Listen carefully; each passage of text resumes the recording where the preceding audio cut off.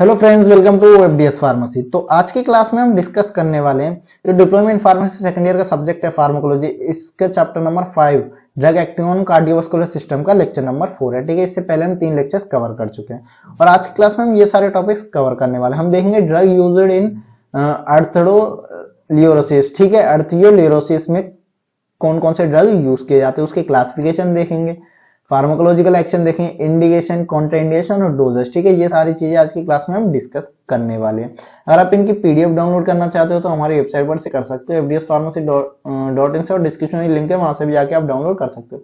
Telegram channel को जरूर join करें, वहां पे हम डेली अपडेट डालते रहते हैं जिससे कि आपकी एग्जाम की प्रैक्टिस अच्छे से हो जाए। तो चलिए आज की क्लास को हम स्टार्ट करते हैं। अगर आप डिप्लोमा इन फार्मेसी के पीडीएफ नोट्स चाहते हो और प्रैक्टिकल मैनुअल और इंपॉर्टेंट क्वेश्चन और असाइनमेंट चाहते हो तो हमारा एप्लीकेशन अवेलेबल है प्ले स्टोर पे, आप वहां से जाकर डाउनलोड कर सकते हो। सारी पीडीएफ उस पर ऑलरेडी अपलोडेड है। ठीक है, और डिस्क्रिप्शन में भी लिंक दी हुई है, वहां से भी जाके आप डाउनलोड कर सकते हो। तो चलिए आज की क्लास को स्टार्ट करते हैं। पहले देखेंगे एर्थेरियोस्क्लेरोसिस। ठीक है, यानी एर्थेरियोस्क्लेरोसिस है क्या। तो देखिए, formation of plaque inside the artery is refers to the state of atherosclerosis. ठीक है, यानी आर्टरी में प्लग्यू जम जाना, यानी खून का थप्पा लग जाना, प्लग्यू जम जाना, formation of plaque in artery, तो उस कंडीशन को बोलते हैं एर्थेरियोस्क्लेरोसिस। ठीक है, with the time plaque harder and narrow the artery, यानी जैसे जैसे टाइम बढ़ता जाता है प्लग्यू जो है वो हार्डर होता जाता है और आर्टरी की जो स्पेस होती है वो कम होते चली जाती है। जैसे आप ये देख सकते हो। ठीक है, फॉर एग्जांपल ये जमते जा रहा है, तो उससे क्या होगा, जिसकी स्पेस है वो कम हो जाएगी। हैज द आर्टरी और narrow the flow of oxygen rich blood to heart as well as to other areas of the body is reduce और स्टॉप, यानी जो ऑक्सीजन रिच ब्लड होता है वो हार्ट के पास भी नहीं जा पाता है, प्लस जो अदर बॉडी के ऑर्गन्स हैं वहां पर भी नहीं पहुंच पाता है।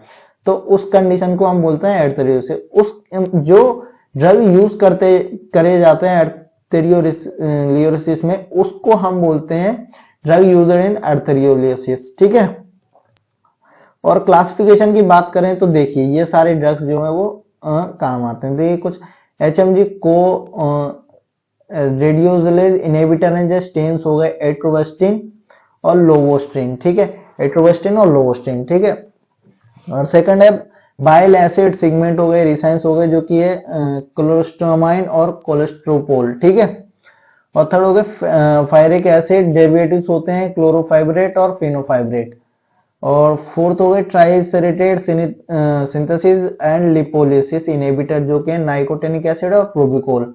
अदर्स हो गए कुछ ओमेगा 3 फैटी एसिड। ठीक है, ये सारे ड्रग्स जो ये सारे जो है वो क्लासिफिकेशन है किसके, ड्रग यूज्ड इन एरिस्टोसिस में। ठीक है, अब फार्माकोलॉजी की बात करें तो दे स्लो और enable the production synthesis of cholesterol, यानी ये क्या कर देते हैं, स्लो कर देते हैं या तो बिल्कुल ही बंद कर देते हैं प्रोडक्शन जो होती है कोलेस्ट्रॉल की। To prevent deposition of lipid in blood vessels, यानी किस लिए, क्योंकि मतलब प्रिवेंट कर सके लिपिड जो वो ब्लड वेसल्स में डिपॉजिट ना हो। ठीक है, प्रिवेंट कर सके, फॉर्मेशन ऑफ प्लेग्यू ना हो।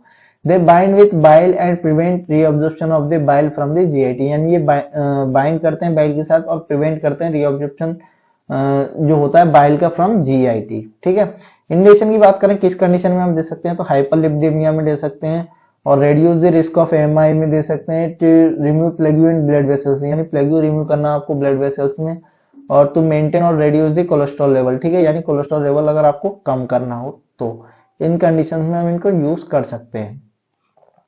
ठीक है, और कॉन्ट्राइंडिकेशन की बात करें, यानी किस कंडीशन में आपको ये ड्रग नहीं देने, लीवर डिसीज में नहीं देने, प्रेगनेंसी में नहीं देने, लैक्टिंग वुमेन को नहीं देने, हाइपरटेंसिटिव में नहीं देने, और गॉल ब्लैडर डिसऑर्डर में भी नहीं देने। और ये देखिए डोजेस है, कितने डोजेस आपको देने हैं। ठीक है, कोलेस्ट्रोमाइन की बात करें तो 4 ग्राम डेली दिया जाता है। ठीक है, और कोलेस्ट्रोपोल की बात करें 2 to 60 ग्राम डोज दे जाते हैं। ठीक है, और क्लोफाइब्रेट की बात करें तो 1.5 to 2 ग्राम दिया जाता है।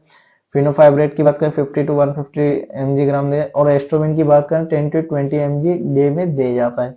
और लिवोस्टिन की बात करें तो 20 to 80 mg डेली दिया जाता है। ठीक है, तो आज की क्लास में हमने क्या क्या डिस्कस किया, देखिए सबसे पहले ड्रग यूज्ड इन एर्थरोसिस के बारे में देखा, एर्थरियोलियोसिस के बारे में देखा, ठीक है। उसकी क्लासिफिकेशन देखिए, फार्माकोलॉजिकल एक्शन, इंडिकेशन, कॉन्ट्राइंडिकेशन और डोजेज। अगर आप इसकी पीडीएफ डाउनलोड करना चाहते हो तो हमारे वेबसाइट पर से कर सकते हो, fdspharmacy.in और डिस्क्रिप्शन में लिंक है, वहां से भी जाके आप डाउनलोड कर सकते हो। और टेलीग्राम चैनल को जरूर ज्वाइन करें, वहाँ पे हम डेली अपडेट डालता रहता है, जिससे कि आपकी एग्जाम की प्रैक्टिस अच्छे से हो जाएगी। लाइक करें, शेयर करें अपने फार्मेसी फ्रेंड्स में और चैनल को जरूर सब्सक्राइब करें। Thank you for watching the video.